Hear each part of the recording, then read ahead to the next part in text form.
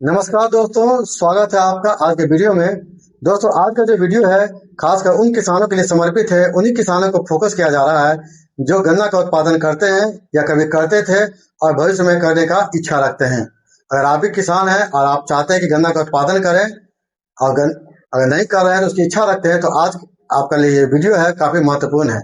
क्योंकि बिहार सरकार ने बिहार में बंद पड़े हुए दरभंगा जिले के रैयाम चीनी मिल एवं मधुबनी के सकरी चीनी मिल को फिर से शुरू करने का निर्णय ले लिया है। यह निर्णय किसानों के विकास के क्षेत्र में बहुत ही ऐतिहासिक कदम है। सरकार ने स्पष्ट किया है कि ये दोनों जो चीनी मिल थे दरभंगा एवं मधुबनी में, रैयाम चीनी मिल एवं सकरी का चीनी मिल, दोनों को चालू किया जाएगा और किसानों को इसे जोड़ा जाएगा। किसानों का जो उत्पादन होगा उससे किसान की आर्थिक वृद्धि होगी और हमारे किसान सशक्त होंगे। तो ये किसानों के विकास के लिए लिया गया एक ऐतिहासिक कदम है।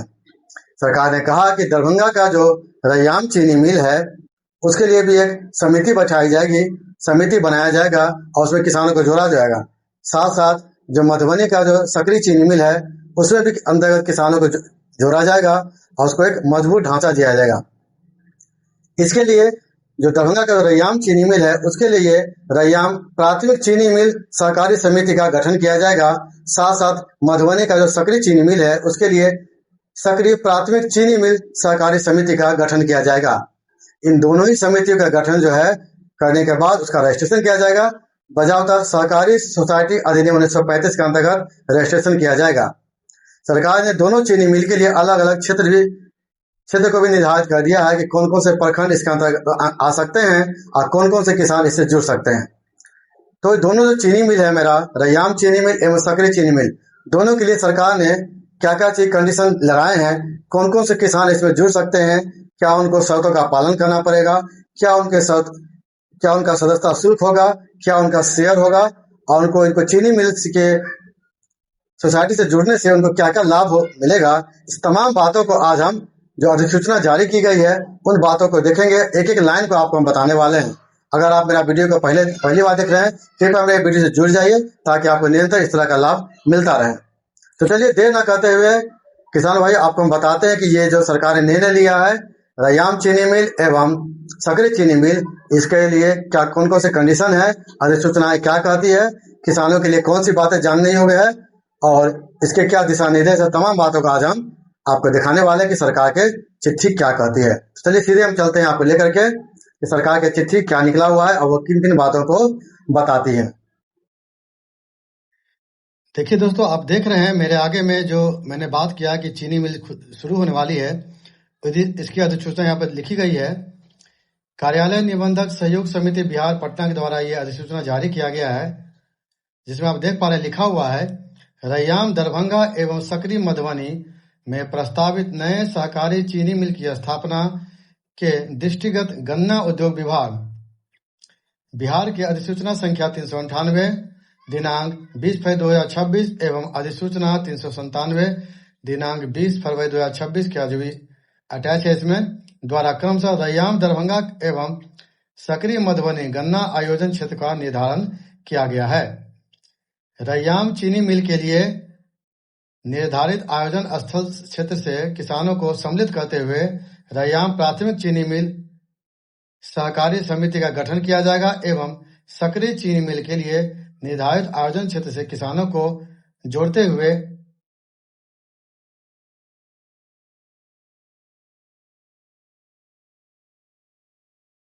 देख पा रहे हैं किसानों को जोड़ते हुए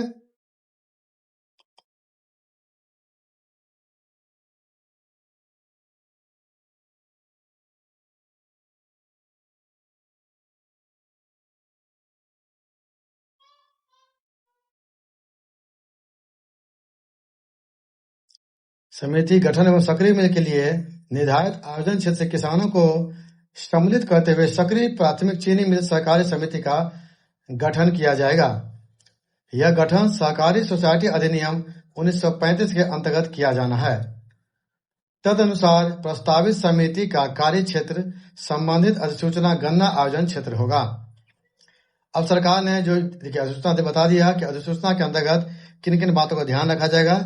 रैयाम चीनी मिल का क्षेत्र क्या होगा और सकरी चीनी मिल का क्षेत्र क्या होगा। उसके बाद देखिए लिखा हुआ है कि प्रस्तावित प्राथमिक चीनी मिल सहकारी समिति लिमिटेड के कुछ उपविधि हैं, जिसमें सदस्यता से संबंधित कुछ महत्वपूर्ण प्रावधान दिए गए हैं। मतलब कि जो भी लोग इसमें जुड़ना चाहते हैं, दोनों चीनी मिल का अलग अलग कार्य क्षेत्र है, दोनों क्षेत्र है, जिसमें वो जुड़ना चाहते हैं, सदस्यता लेना चाहते हैं, उसके लिए कुछ प्रावधान दिए गए हैं, जो है इसके मैं बात करता हूं। चलिए अब प्रावधान की बात कर लेते हैं कि प्रावधान क्या है।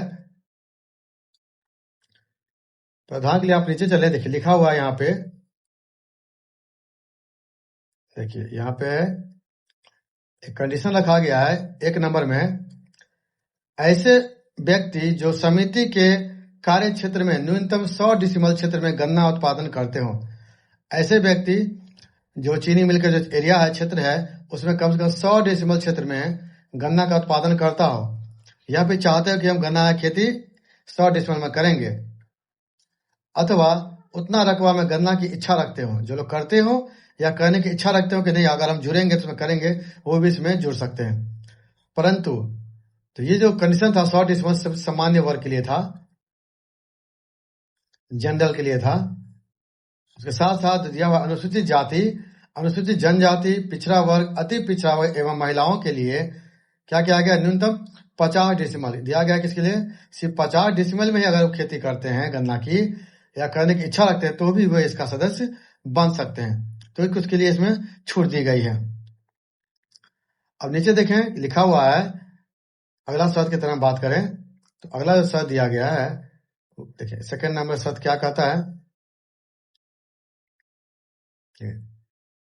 सेकेंड जो कंडीशन ये कहता है 2 नंबर में देख पा रहे हैं, ऐसे व्यक्ति जो कार्य क्षेत्र के अंतर्गत गन्ना का उत्पादन की इच्छा रखते हो तथा इस आशय का उसको एक घोषणा पत्र देना पड़ेगा कि ऐसे व्यक्ति को सदस्यता के ग्रहण तिथि, जिस दिन वो सदस्यता ले लेंगे उससे अगले 2 पेराय तक, 2 ऋतु तक के समाप्ति तक अपनी जो भी उपज होगी वे उन्हें चीनी मिल को देना होगा। इसके लिए उसे एक शपथ पर देना होगा। ऐसा न करने पर उनकी सदस्यता को हटाया जाएगा और उसकी जो जमा पूंजी है, जो उसका शेयर है, उसको जब्त किया लिया जाएगा। तो ये कुछ कंडीशन है।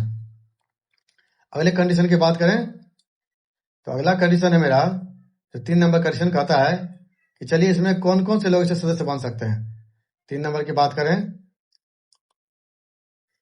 कि कौन लोग इसके सदस्य बन सकते हैं। इसमें लिखा हुआ है कि सदस्यता के लिए जो भी इच्छुक आदमी है उसको सबसे पहले कृषि विभाग, जो आपका बिहार का कृषि विभाग का वेबसाइट है, उसके डीबीटी पोर्टल पर रजिस्ट्रेशन करना अनिवार्य होगा। अगर आप बिहार सरकार के डीबीटी पोर्टल पे रजिस्ट्रेशन कराए हुए हैं, निबंधित हैं, तो ही आप इसका सदस्य बन सकते हैं। उसके अलावा भी दिया हुआ है कि जो लोग किसी राज्य सरकार के द्वारा चला गया विभिन्न एफपीओज हैं, कुछ संस्थाएं हैं, उनसे जुड़े हुए हैं, वे लोग भी चाहते हैं कि हम जो है इनका गन्ना का उत्पादन करें, इसके सदस्य बने, तो भी वे सदस्य बन सकते हैं, बशर्ते कि उनको सारी शर्तों का पालन करना पड़ेगा। अब चलते हैं अब अगले बिंदु की ओर। अगला बिंदु क्या कहता है,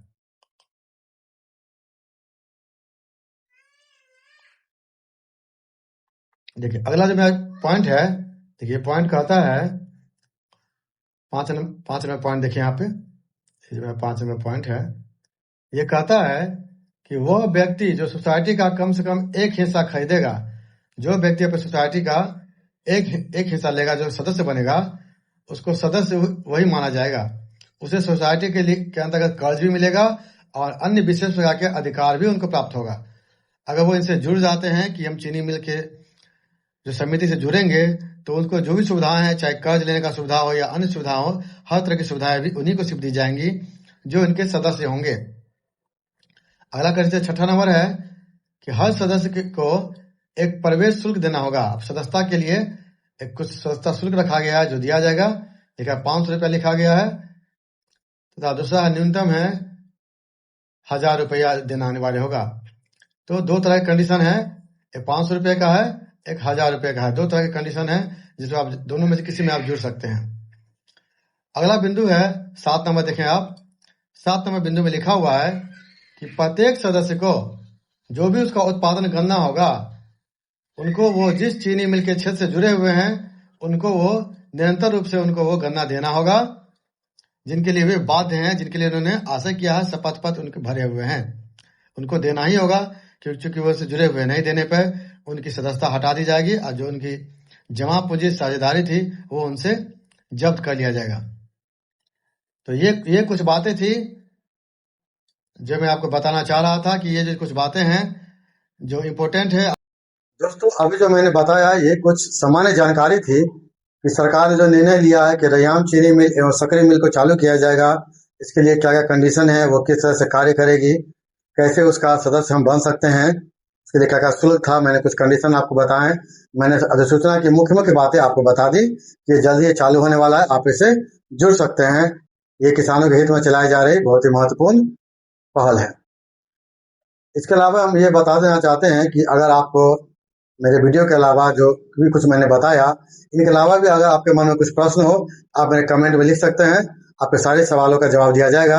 अगर आपको ज़्यादा रिक्वेस्ट है, मैं अधिसूचना भी आपको भेज दूंगा, उनका कार्य क्षेत्र भी बता दूंगा, कौन कौन से क्षेत्र हैं। तो किसी प्रकार के प्रश्न अगर आपके मन में हो तो कृपया मुझे कमेंट जरूर करें, आपके सभी प्रश्नों का सवालों का जवाब दिया जाएगा।